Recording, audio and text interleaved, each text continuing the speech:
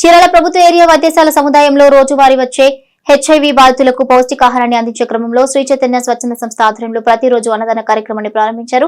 అన్నదాన కార్యక్రమాన్ని చీరాల డీఎస్పీ జగదీష్ నాయక్ ప్రారంభించారు. హెచ్ఐవి రోగులను రోగులుగా గాక బాధితులుగా చూడాలని చీరాల డీఎస్పీ జగదీష్ నాయక్ అన్నారు. చీరాల ప్రభుత్వ ఏరియా వైద్యశాల సముదాయంలో రోజువారీ వచ్చే హెచ్ఐవి బాధితులకు పౌష్టికాహారాన్ని అందించే క్రమంలో శ్రీ చైతన్య స్వచ్ఛంద సంస్థ ఆధ్వర్యంలో ప్రతిరోజు అన్నదాన కార్యక్రమాన్ని ప్రారంభించారు. అన్నదాన కార్యక్రమాన్ని చీరాల డీఎస్పీ జగదీష్ నాయక్ ప్రారంభించారు.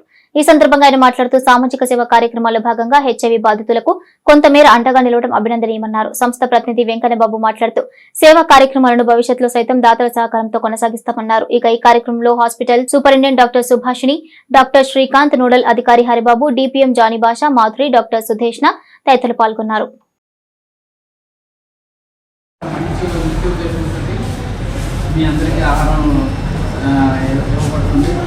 తప్పనిసరిగా జాగ్రత్తగా ఉపయోగించుకోండి.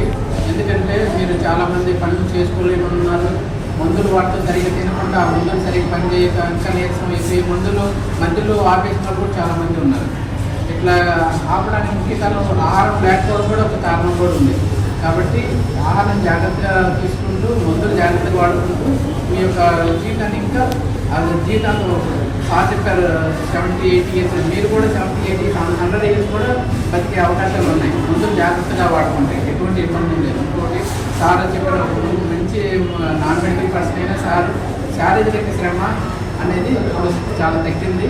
ఆరోగ్యాన్ని పెంపొందించుకోవాలంటే తప్పనిసరిగా ప్రతి ఒక్కరు శారీరక శ్రమ ఏదో రకంగా అది ఎక్సర్సైజ్ కావాలి కావచ్చు, లేకపోతే ఏదో పని ద్వారా కావచ్చు, శారీరక శ్రమ అనేది ప్రతి ఒక్కరికి అవసరం.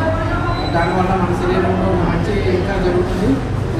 మంచి హార్మోన్స్ రిలీజ్ అయ్యి మంచి హ్యాపీగా ఆరోగ్యంగా ఉంటారు. కాబట్టి ప్రతి ఒక్కరికి ప్రతి హెచ్ఐవి పేషెంట్ కానీ ఏఆర్టీ పేషెంట్ కానీ ఈ ఆరోగ్యం జాగ్రత్తగా తీసుకొని మంచిగా ముందు వాడుకొని అందరూ ఆరోగ్యాన్ని పెంపొందించుకోవాలని ఈ అవసరం ప్రతి ఒక్కరికి కాపాడుకోవాల్సిన అవసరము ఉంది.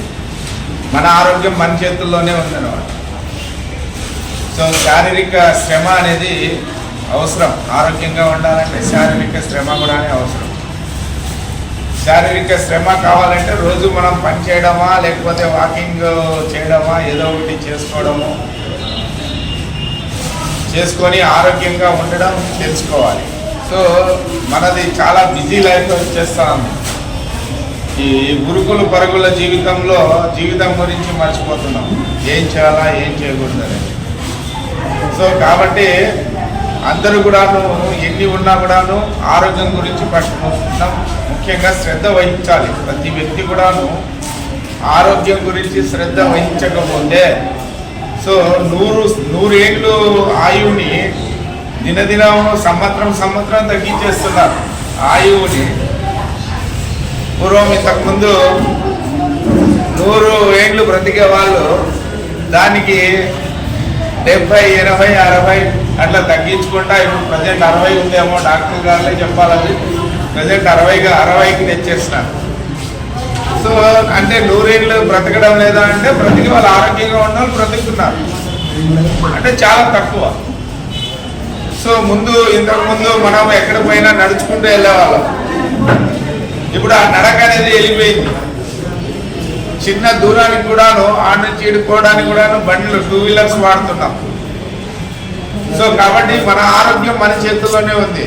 మనం ఆరోగ్యాన్ని కాపాడుకోవాలా. ఆరోగ్యాన్ని కాపాడుకోవాలంటే ఆరోగ్యం బాగుండాలంటే ఏమేమి చేయాలో అవన్నీ చూడాలా. అందుకే ఆరోగ్యమే మహాభాగ్యం అంట.